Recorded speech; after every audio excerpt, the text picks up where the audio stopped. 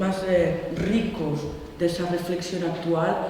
Yo pensé que la visión de Heyman sobre los filtros para mí me ha parecido como lo más acertado que he encontrado. O sea que estamos hablando de una simultaneidad, incluso cuando hablamos de la gente que pasa, que no es solo referirnos que el futbolista puede pasar muy bien, el futbolista de África, y el otro, la persona de la patera no puede pasar. No es eso ya es como, era muy fácil analizarlo de esta manera.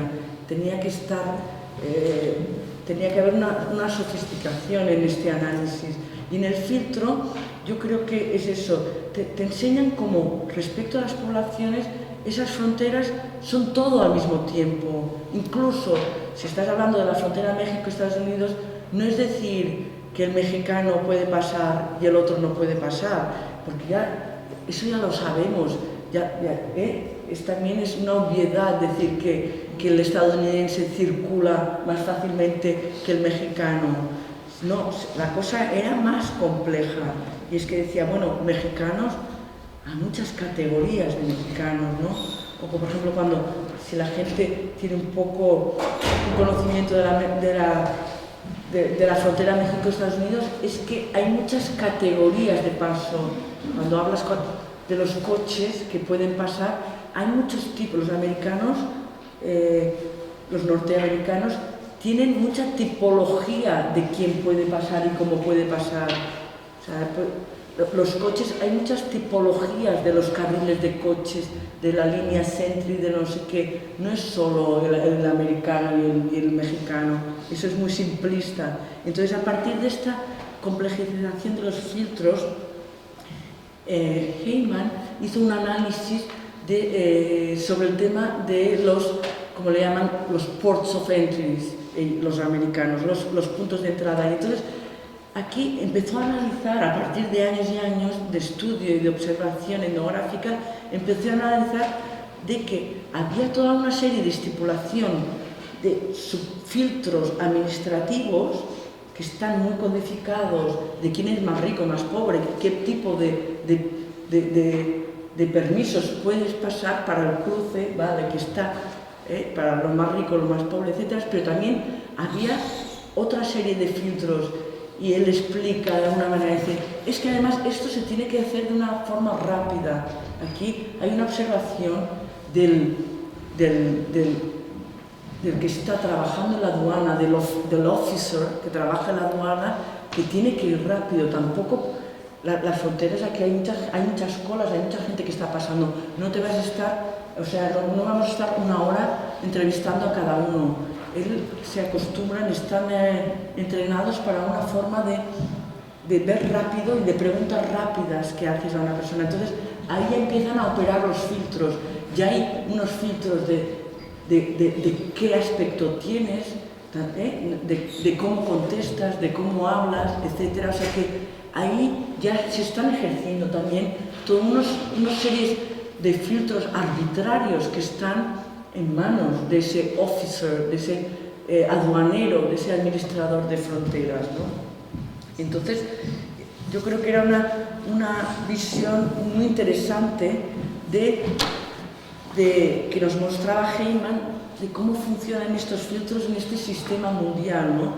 Decía que estos filtros nos muestran todo un puzzle de terrenos desiguales donde hay un complejo patrón de maniobras que se ponen en marcha en estos cruces fronterizos, en los controles de estados, y que dice él, en palabras de Heyman, que nos proporcionan unas claves vitales de cómo funcionan ese making y remaking de la globalización, donde esos filtros funcionan distinguiendo a los individuos categóricamente en función de la desigualdad y el poder social en la frontera. O sea que yo creo que el filtro aquí era clave y nos volvía a esos criterios de distinción según origen nacional, grupo étnico, clase social, edad, género, racial, etc., que se ponían en marcha todos esos distintivos sociales en el momento del paso fronterizo. También, aparte del filtro, apuntamos en esta primera sección la observación de la movilidad.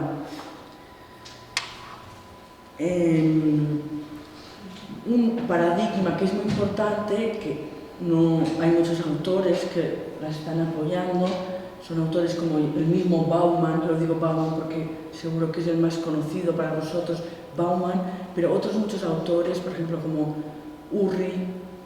John Urry, Shelley, Miriam Shelley, o en cuanto a las movilidades, una autora en Francia que se llama Morok Basic, que están, y otros muchos autores, aquí para decir 3 o 4, que nos hablan que las ciencias sociales no están preparadas para los cambios actuales, porque tenemos unos paradigmas, para decirlo muy por encima y muy rápidamente, utilizamos todavía unos paradigmas muy clásicos en los que siempre nos estamos refiriendo a esa vinculación con el Estado-nación, esa vinculación territorial estática, ¿no? Esas formas estáticas de analizar la sociedad. Entonces, esto es realmente el eje que no nos deja ver las cosas tal como son hoy. Y, claro, hay toda una serie de autores que nos hablan de este nuevo paradigma de la movilidad que afecta toda la observación que podamos hacer en ciencias sociales hoy y las cuales no estamos preparados porque no tenemos las herramientas elaboradas, ni metodológicas, ni conceptuales suficientes para poder ver todos estos cambios actuales, dicho de una manera muy rápida. Entonces, si trasladamos esto también al tema de las migraciones actuales, nos pasa más de lo mismo. O sea, teníamos las visiones que sí, de las migraciones divididas de unas formas también, de una visión muy clásica, de esas formas de análisis de la época fordista, ¿no? De las personas que iban a trabajar a una fábrica con un trabajo seguro, con un modelo de familia, ¿de qué se dice? Del homo economicus, el hombre gana-pan, después que con un modelo de familia determinado, etc. Entonces, todo eso empieza a tambalear y empieza a desfigurarse de alguna manera, tal como también pasa con el tema de las migraciones. Las migraciones también, la gente piensa origen, destino, la gente que es de las migraciones de las excolonias, iban a la conexión con las colonias, y ahora todos estos modelos están como disparatados, ¿no? Entonces, también se tiende a hacer una reinterpretación, una relectura de esos modelos más clásicos, y se tiende a hablar más de unas formas de movilidad que cogen esas migraciones que son herederas también de esas formas, de esas migraciones más clásicas, pero que apuntan a nuevos modelos, apuntan a nuevas realidades, apuntan a nuevos fenómenos que también tenemos que tener en consideración. Por ejemplo, incluso si estamos hablando de mujeres, pues ya no es el modelo de aquel mediterráneo que el hombre iba solo y luego reunificaba, ya no es este. Si estamos hablando de los niños mismos, la gente no sabe qué hacer. Bueno, ya hablaremos más, es más un poco lo de la obra de esta tarde. Eso, ¿qué pasa ahora que los adolescentes emigran solos? ¿No? Eso ya no puedes ponerlo en esos modelos clásicos de la época fordista, ¿no? Ni a nivel de económico, ni a nivel de tipo de trabajo, ni a nivel de etapas de la migración, ni a nivel de formas de familia, etc. O sea que este punto era el de la observación de la movilidad. Otro punto que hablábamos y que también era fundamental para el día de hoy, todavía estamos en la primera columna, en este primer eje de análisis que habíamos marcado como filtros, movilidades y vulnerabilidad. Aquí, ¿de dónde cojo el tema de la vulnerabilidad? Primero, yo creo que antes de la vulnerabilidad estaba hablando aquí, bueno, en el texto, porque yo me estoy refiriendo al texto, estaba hablando de la idea de empoderamiento. Claro, para hablar primero de vulnerabilidad, retomo primero lo que es las relaciones de género y el impacto de las relaciones de género, y cómo se analizan en las bibliografías el tema del impacto de las relaciones de género, ¿no? En las migraciones, y básicamente solemos encontrarnos con un tipo de estudios, tanto a nivel teórico como empírico, que son un poco bipolares. Por una parte, aquellos estudios que hablan de formas de victimización, o sea que pobre, la mujer inmigrante como víctima, ¿no? Víctima estructural de todo este sistema, víctima de este modelo patriarcal de familia, siempre como de esa forma victimizada, ¿no? Y también en las zonas fronterizas, ya veremos. Y en cambio hay gente que hace lo contrario, que dice no, que te subraya la agencia, la capacidad de acción de estas personas ante una estructura que aplasta. No, esta estructura que nos da una clase social y unas desigualdades norte-sur, etcétera, etcétera, hablan, esta estructura no.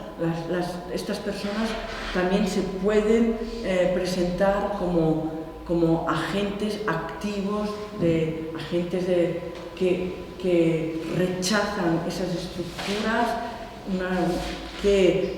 que muestran formas de resistencia, que muestran formas incluso de microresistencias a estos sistemas. O sea que en general puedes encontrar un poco con una bibliografía u otra, ¿no? O sea, y luego podemos decir también hasta dónde podemos ir nosotros, hasta dónde puede ir el debate. Aquí da para mucho, ¿no? Si es una cosa o la otra, si es la victimización o agencia. Dentro de estos tipos de estudios también se enmarcan esos análisis que hablan del empoderamiento. Si, por ejemplo, a lo mejor estaban más aplastadas estas mujeres, si realmente a partir de lo que sea, de la migración o a partir del trabajo en las fábricas, a partir de cualquier cambio, esto puede pasar a empoderarse, ¿no? Si puede haber un deseo o un empoderamiento o no. Pero bueno, yo solo quería especificar que también este empoderamiento es un proceso peliagudo, es complejo, y deberíamos ver qué significa este empoderamiento. Por ejemplo, hay autoras que hablan de un empoderamiento como un proceso multidimensional de cambio en los procesos que afectan a los múltiples aspectos de la vida de las mujeres, tanto a nivel personal como público, a nivel de autopercepción, en su deseo y habilidad de cuestionar su estatus subordinado a la sociedad, en su capacidad de ejercer control sobre sus vidas y negociar mejor en términos de su relación con los demás, y finalmente en su habilidad para participar en términos de igualdad con los varones a la hora de modelar la sociedad de acuerdo con su propia visión de justicia social. O sea que es un gran concepto aquí.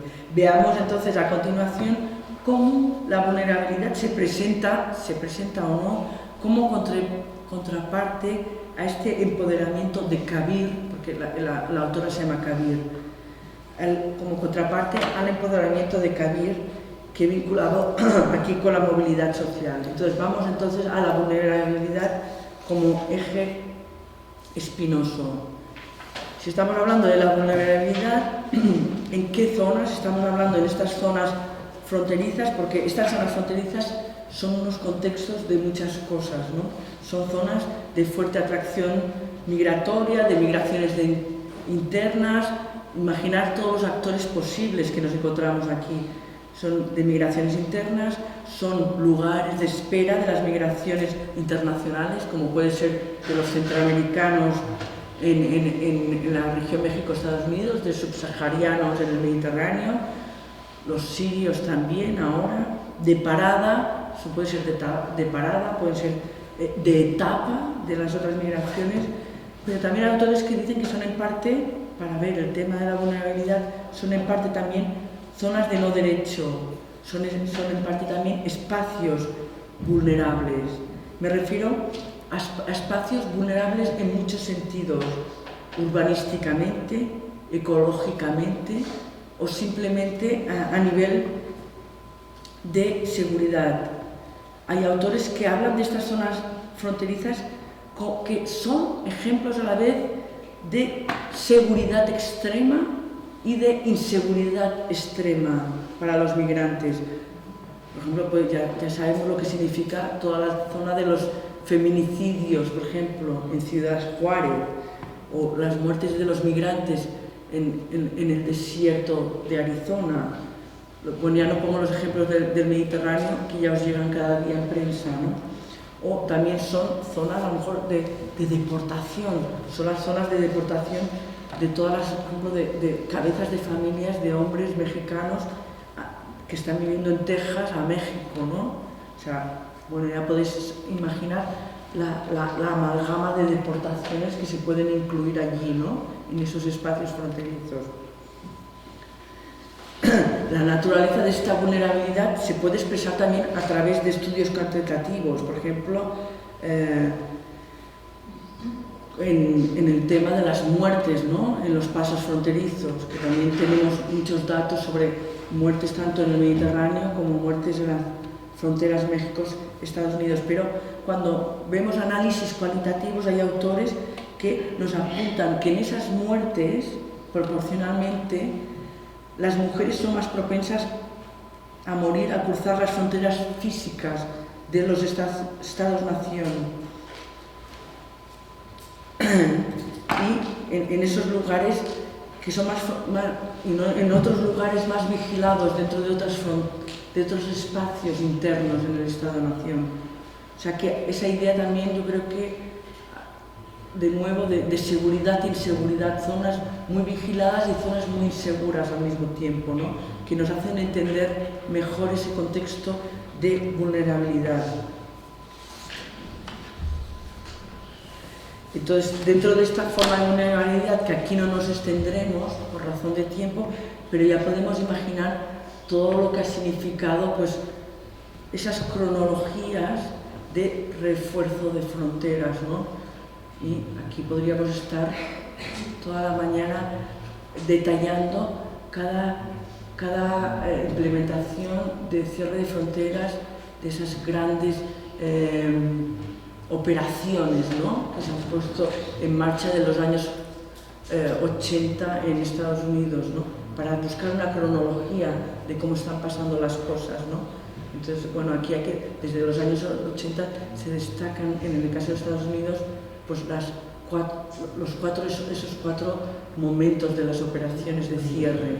Y también, pues, para que veáis cronologías parecidas, pensáis, para decir de una forma muy rápida, desde que estamos hablando en el 91, es cuando se pide el visado para los marroquíes en España, o sea, como puntos de inflexión, ¿no? En esas etapas de cómo se generan estas zonas fronterizas. Pero nos referimos también a grupos en esta vulnerabilidad, en estos contextos de vulnerabilidad, y esto, si queréis, lo podemos criticar o si os parece acertado o no. Yo diría que sí, que nos referimos a unos grupos determinados. Yo creo que sí, que son grupos sociales identificados como actores peculiares, vulnerables en la movilidad. Por ejemplo, como son los menores migrantes, como hablan muchos autores, tanto de allí como de aquí, que dicen que se hayan atrapados, esto es como los menores, ¿no? Los menores que se hayan atrapados entre las lógicas proteccionistas, o sea, las lógicas de protección a la infancia, que son universalistas y nacionales, y luego las lógicas de expulsión que son criminalizadoras de las migraciones irregulares tanto en Europa como en Estados Unidos, ¿no? Como estos niños se encuentran en este chirriar, ¿no? de estas dos tipos de lógicas.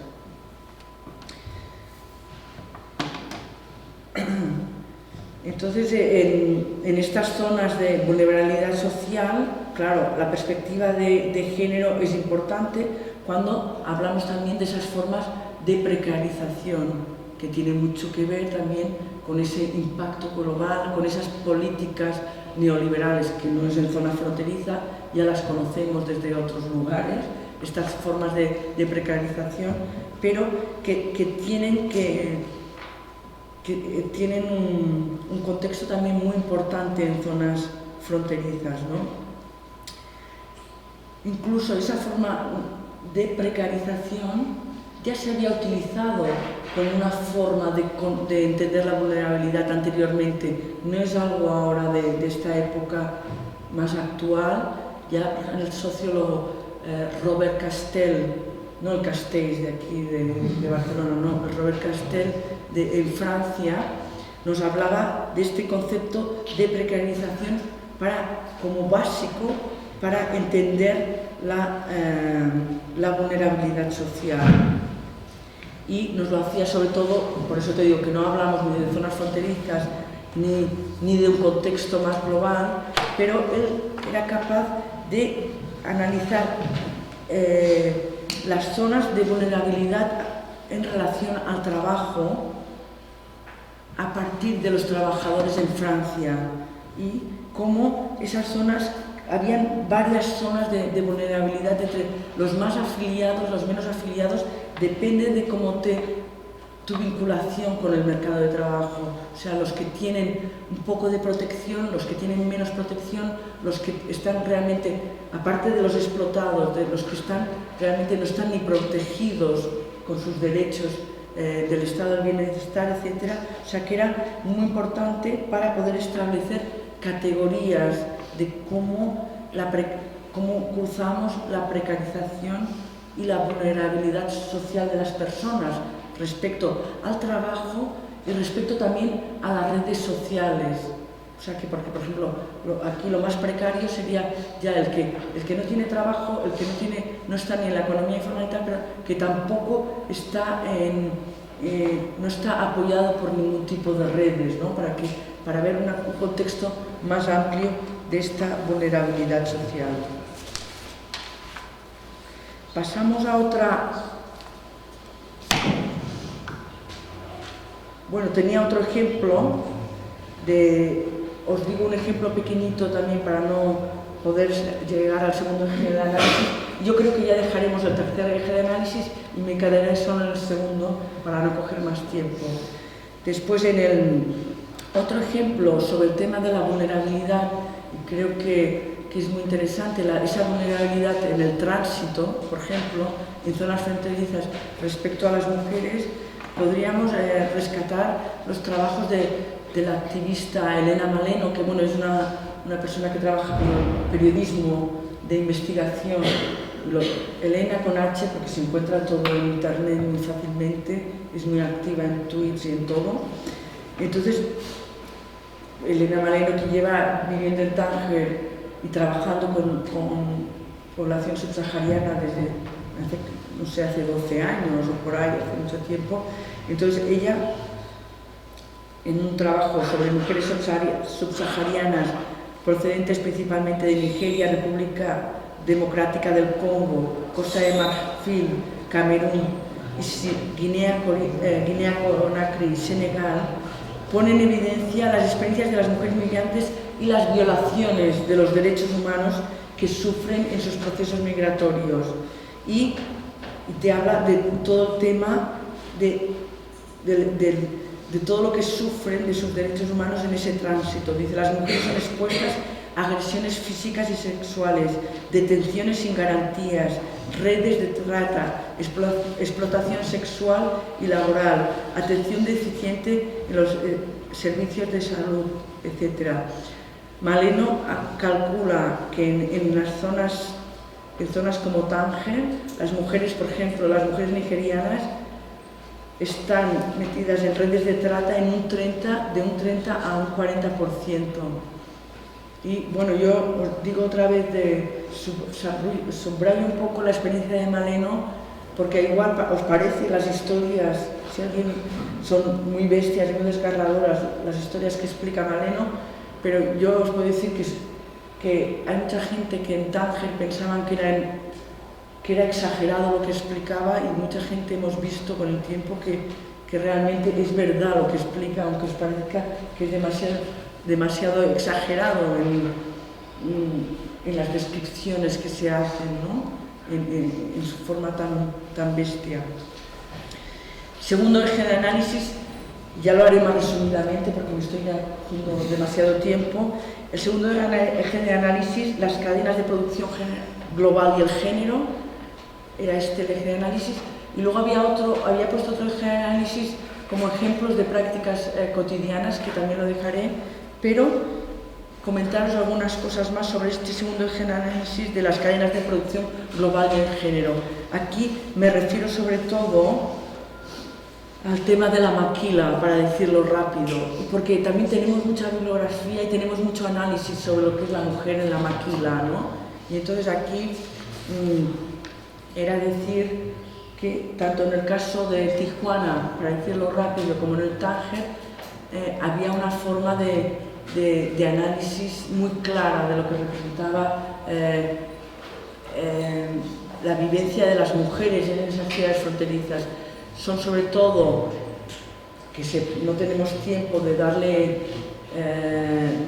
más pie a detallar todo lo que ha sido la vida de Maquila. Ya sabéis que es unas bibliografías muy amplias, y la Maquila se implantó en la zona fronteriza México-Estados Unidos como forma de deslocalización. Estamos hablando de los años 60, o sea que ha sido un modelo emblemático, un icono de cómo analizar las regiones fronterizas, o sea que hay mucho proceso allí que analizar, pero se cogía siempre como forma de feminización de la mano de obra, se ha cogido también como forma de análisis del magnetismo que ha tenido esas regiones fronterizas para las mujeres, tanto del magnetismo para poder llegar ahí y trabajar, como un magnetismo para poder llegar ahí y emigrar, etcétera. O sea que son el icono de muchas reflexiones sobre estas zonas fronterizas. Y también un icono, hablando de vulnerabilidad, de explotación y de victimización, otra vez, de la mujer, ¿no? Y dentro de este icono de victimización, ya pasaría, si queréis, un poquito más caras a las conclusiones, es importante ver cómo en algunas etnografías que se han hecho últimamente sobre la vida de las mujeres de la frontera y etnografías en las fábricas, yo recuerdo unos trabajos de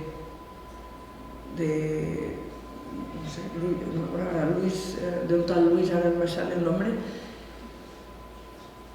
una serie de entrevistas y una serie de análisis etnográficos que me parecían muy interesantes, porque él iba desmontando este estereotipo de la mujer víctima de la maquila, ¿no? Entonces ellas le preguntaba, y aquí tengo algunas frases de cómo respondían ellas, les preguntaba sobre estas formas de victimización. En cambio, él lo que te quería mostrar, este sociólogo, era lo contrario, ¿no? Esas formas de resistencia cotidiana en el lugar de trabajo. Entonces les pregunta a sus entrevistadas sobre esa forma de víctima, que él dice, esas formas de victimización tienen que ver mucho también, dice él, con la feminidad de mujer sumisa mexicana, de la buena madre, etcétera, etcétera, que tiene que ver mucho con ese discurso. Dice, pero tú luego le preguntas a ellas y nada más lejos de ese estereotipo. Dice, por ejemplo, una tal Teresa: yo no soy víctima, decidí yo sola venir aquí, decidí sola vivir en este barrio y tener a mis hijos sin ayuda de nadie. Lo digo para ver esas otras frases que no estamos tan acostumbrados a escuchar, ¿no?, de las mujeres en la maquila, ¿no? Pero bueno, ligar la frontera con las mujeres y la vulnerabilidad es una empresa difícil, al fin y al cabo. cada concepto es polisémico y también ha estado sujeto a debates que cambian histórica y culturalmente de un lugar a otro. O sea que es difícil remitirnos también a ese cierre en una discusión sobre las movilidades fronterizas y su reconfiguración global. Y ya para acabar, yo creo que como se pidió que reflexionásemos sobre este concepto de vulnerabilidad, y yo lo retomé en clave de género y lo delimité en el contexto de las regiones fronterizas, yo creo que todo esto nos ayuda a pensar el eje del género en la frontera como una forma también de pensar la condición humana, ¿no? Como dicen, como la condición humana al estilo un poco de Hannah Arendt, ¿no? Que nos puede dar nuevas pistas, y como Hannah Arendt también inauguró una forma distinta de pensar el reino de la acción, donde los procesos históricos son creados e interrumpidos constantemente por la acción humana de hombres y mujeres. En este espacio de acción, la dignidad se define mediante la acción y el discurso de los ciudadanos iguales entre ellos, con libres expresión de opiniones.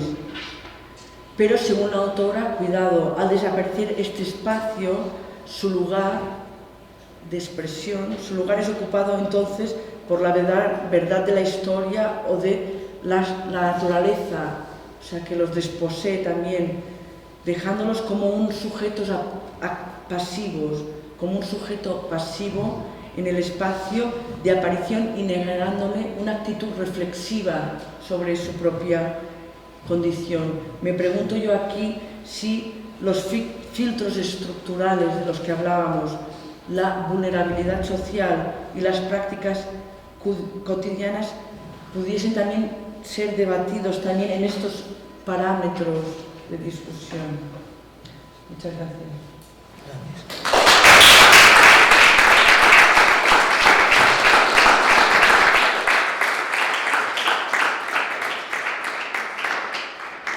Bueno, algo que non dixen ao principio é que a conferencia de Natalia vai ser un artigo na próximo número da revista RIF, como tuvo que ir apurada, pois se queredes lerlo de forma máis tranquila. E agora, se queredes hacer alguna pregunta. Sí. Parece especialmente interesante este último que apuntabas sobre as maquilas, bueno, conoce un pouco tamén o contexto de Tánger, y o enfoque do papel da muller nese sentido, ¿no? Para mí hai unha invisibilización aquí, por exemplo, de todo o que son as loitas sindicais e as mulleres que están organizadas para loitar por os seus dereitos nas fábricas por o texto, tanto en Tánger, por exemplo, onde hai incluso activistas na cadea por isto, como pode ser na zona de Asia, ¿no? Para mí esa invisibilización, que non conozcamos esa realidade, ten moito que ver con que seguramente si profundizamos un poquinho máis, todas as loitas teñen que ver con que son as empresas occidentais as que están vulnerando eses dereitos das traballadoras, ¿no? Sobre todo, pois, no nivel mediático me parece relevante apuntar. Non sei se tes estudiado algo neste sentido máis das representacións que os medios están destas mulleres das fronteiras e das traballadoras que están, pois eso, un pouco explotadas, ¿no? En ese sentido.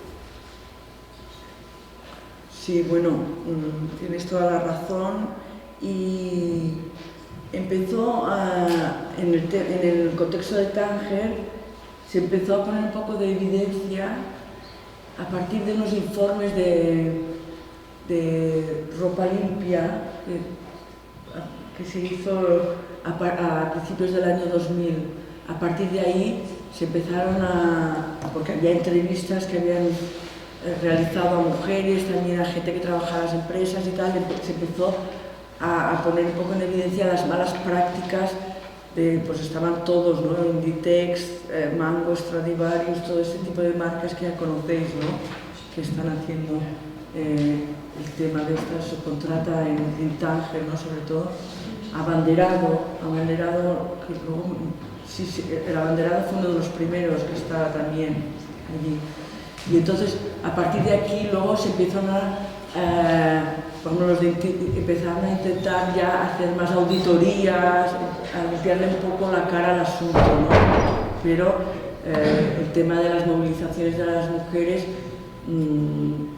sigue bastante igual. Se ha hecho un poquito de asociacionismo, un poco de, pero no, todavía no tiene una voz muy clara, tampoco de las protestas del 20F en Tánger tampoco había algo, pero tampoco era como una protesta tan principal, ¿no? O sea que va más que a menos, porque no solo es el textil en Tánger, luego empezó todo el tema del cableado, luego empezó el tema de la implantación de la Renault en la península, no en Tánger, en otra zona, lo que es la península tingitana. Entonces, bueno, ahora se está creando una ciudad nueva para que responda a esta colonia de obreros de esta forma de la Renault. Pues imagínate qué participación va a haber si ya la gente van a crear una ciudad nueva desde arriba, si ni siquiera se le está preguntando a la población de que vive ahí si quieren crear una ciudad. O sea que, para que veamos qué tipo de modelo se está generando ahí, no hay mucha capacidad de respuesta de momento.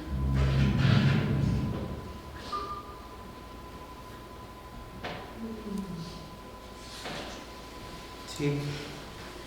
Eu voy a concentrar un pouco neste debate que comentou Natalia do enfoque bipolar das mulleres nas maquilas ou das mulleres inmigrantes, este enfoque de mulleres victimizadas ou, en cambio, en contraste, como mulleres con axencia, con capacidade de decisión. Bueno, eu non os vexo incompatibles esos dos enfoques. Victimizadas, bueno, si a palabra victimizada non me gusta, pero ti podes estar, creo que nos dio patriarcado, ti podes estar oprimidas dentro do grupo social e ter certa capacidade de decisión, porque nos dio patriarcado que ti, dentro do mesmo grupo, tes menos oportunidades que os homes dentro dese grupo social, non? O sea, por exemplo, pois en España, coas persoas inmigrantes, pois os homes accedían no seu tempo ao sector da construcción, que polo menos é máis formal que as mulleres ao traballo doméstico. Non é que as mulleres non tiveran capacidade de decisión, pero evidentemente a súa capacidade de decisión é entre cousas peores, dentro do mesmo grupo social.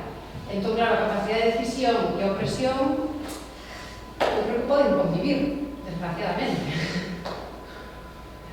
Sí, yo creo que estoy de acuerdo, que es un análisis que pasa por las dos vías, pero que es todo a la vez, ¿no? Bueno, es simultáneo, ¿no? También como lo que decíamos, lo de las fronteras abiertas o cerradas. A veces es muy fácil también caer en un lado o en otro, ¿no? Y también, sobre todo, cuando nosotros trabajamos, por ejemplo, en tu caso también como antropóloga, ¿no? Porque cuando una mujer trabaja con las otras mujeres, yo he visto también gente que es muy crítica. Tengo una persona en la cabeza ahora que he oído hace poco, muy crítica y no sé qué, que no son víctimas, que tienen que hacer cosas, que ellas que decidan, no sé qué y tal. Y me acuerdo de todo ese discurso de esta persona, pero al final, cuando hablaba de ella, a veces lo tienes que ver en otros trocitos, ¿no? Del discurso. La veía un poco samaritana también, a esta persona tan crítica, tan no sé qué, pero parece que siempre yo le ayudo, es decir, pero la voy a ayudar. O sea, siempre tienes que ya es esa manera de que estás por encima, que le vas a ayudar, ¿no? Le vas a regalar una libreta, le vas a hacer como el que le da los bolígrafos a los niños, ¿no? Es muy difícil también ese contexto porque estás tan metido también en lógicas asistencialistas, que cuando estás ayudando con asistencia también te estás poniendo por encima, ¿no?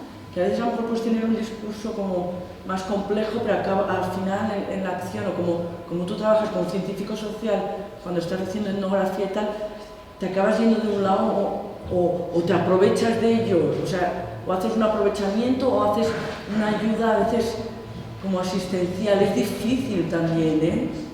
Luego, en la práctica, como tienes que hacerlo, ¿no? No es que yo tenga tampoco ninguna solución al respecto, ¿no? Blanco-negro. Sí. Quería preguntarte, Natalia, que valoración faz da emerxencia na axenda, digamos, dos movimentos sociais, incluso de determinadas iniciativas políticas, do peso que está tendo o discurso da fronteira, ¿no? En relación a outro tipo de cuestións vinculadas ás migracións. É dicir, todo o movimento, digamos, para pechar os CIE, por exemplo, todo o movimento, digamos, de denuncia das situacións que está a vivir España como casi como fronteira sur en relación a Europa, en relación, digamos, a outras cuestións como poden ser outro tipo de temas de vulnerabilidade, entre comillas, que poden estar afectando a población migrante, ¿no? E como isto, digamos, forma parte da xenda política dunha esquerda alternativa, ¿no? E que valoración faz ti desta cuestión, ¿no? Por que entra isto na xenda e non entran outro tipo de temas, ¿no? Vinculadas ás migracións. E non digo que non teña que estar, digo que a mí o que me impacta é esa hegemonía ahora mismo de ese debate, ¿no? E non de outros debates. Yo, seguramente la respuesta la sabes mejor tú que yo, porque es bastante tu especialidad, ¿no? Porque conozco, pero entonces yo lo que sí puedo hablar a nivel a lo mejor de un caso más concreto que conozca más de cerca, ¿no? De cómo se trabaja la inmigración en la frontera, gente que trabaja el tema frontera explícitamente, ¿no? Yo estoy pensando, por ejemplo, en Prodeín. ¿Conocéis Prodeín? En Melilla. Que, bueno, pues Prodeín está trabajando todo el tema de los... desde estos últimos tiempos, ahora ha habido hay una ley de extranjería en Marruecos. Hay una regularización en Marruecos por primera vez hace unos meses. Entonces, esto es una cosa impresionante porque es el primer país árabe que tiene una regularización, ¿no? Por primera vez. Entonces, los africanos que estaban de paso, en principio, bueno, es más complejo de decir, pero ya algunos que se quedan y tal, pues están accediendo a la regularización. Y entonces están pasando cosas muy bestias en la frontera Melilla-Nador, ¿no? Entonces, por ejemplo, los marroquíes han quitado, hay como unos cupos para regularizarse, entonces en zonas fronterizas no dejan regularizarse. Cuando están los africanos esos que veis en las vallas, pues están en los bosques colindantes toda la vida de estas comunidades de los africanos en los bosques. Entonces tienen que salir, los están expulsando de esas provincias determinadas, ¿no? Como Nador. Imaginaros lo que está pasando allí con los africanos, la violencia que hay por parte también de todas las fuerzas, porque desmantelaron todos los campamentos de los bosques, etc. Entonces yo lo que he visto más actualmente es cómo estas ONGs en Melilla trabajaban el tema de la frontera, ¿no?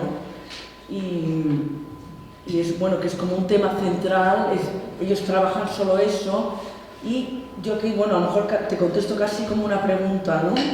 De cómo lo integran ellos y si os parece que es adecuado o no. La forma que lo hacen ellos, bueno, tiene un líder que es muy conocido, ya digo el nombre porque es la persona que lleva toda la ONG, que se llama Palazón, José Palazón, porque sale también en muchos los medios de comunicación y todo esto, ¿no? Entonces, él, la estrategia que hace, y que es su idea también de cómo trabajar la protesta, es a partir de mediatizarla. Entonces ellos solo sacan todo el rato vídeos, YouTube, vídeos colgados de todo, imágenes de cuando les pegan a los policías españoles en la frontera, cuando vienen las fuerzas de auxiliares de los marroquíes, desmantelan todo el rato estas imágenes protestas de frontera. Entonces, yo, bueno, no sé, también me pregunto, esa forma de trabajar esa denuncia de la frontera, usar la herramienta hacerlo mediático. Él dice que es la única forma de sacarse este problema de encima. No sé, bueno, como una forma de integrar esto como de lleno en un trabajo de la ONG. Yo no sé, yo ahora ya te pregunto, ¿cómo te parecen esas formas como lo están haciendo los otros poderes más clásicos, si estábamos hablando de la ciudad de Melilla? Ellos trabajan con la mediatización, ¿no?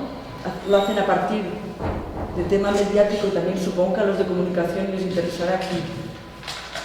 Si te parece hasta qué punto es una buena herramienta eso o para trabajar esta denuncia, ¿no? No sé contestar cómo contestar cualquiera, ¿no? Que están aquí, un tema interesante.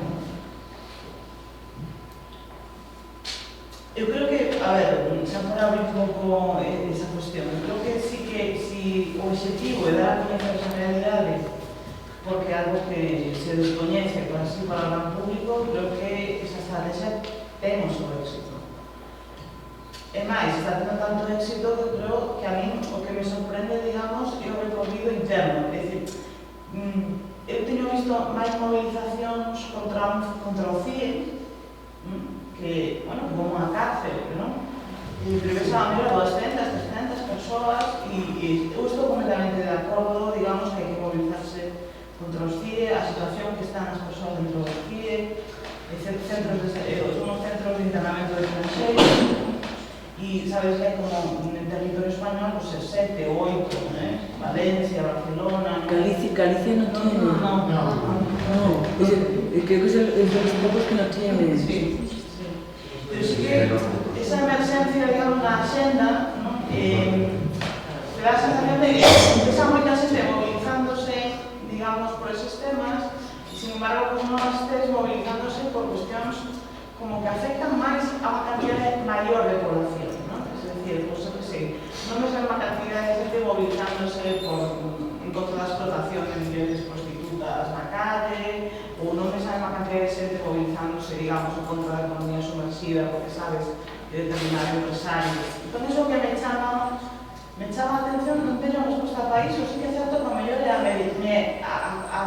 estrategia de facelo mediático o que tamén está movendo as axendas hacia iso. Pero incluso en unhas declaracións que logo se enmendou o Partido Socialista, no que incluso o propio Partido Socialista que se gobernaba iba a eliminar os CIE, ¿no? Logo volveron atrás, ¿no?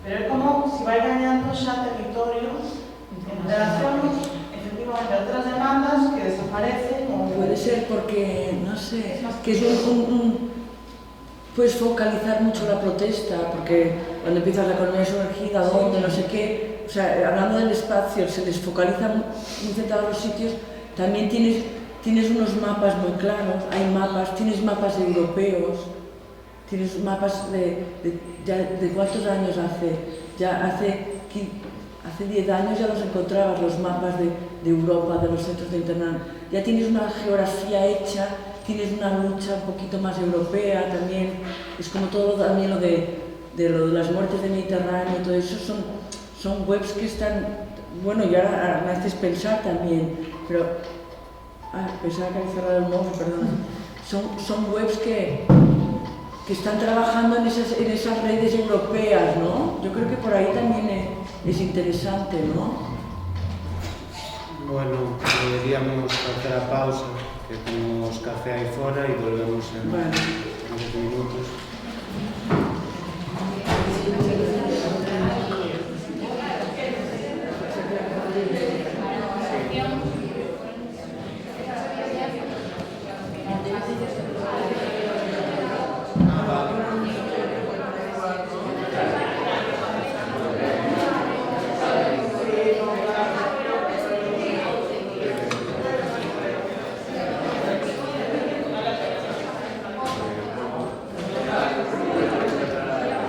Ay, cuánta distancia.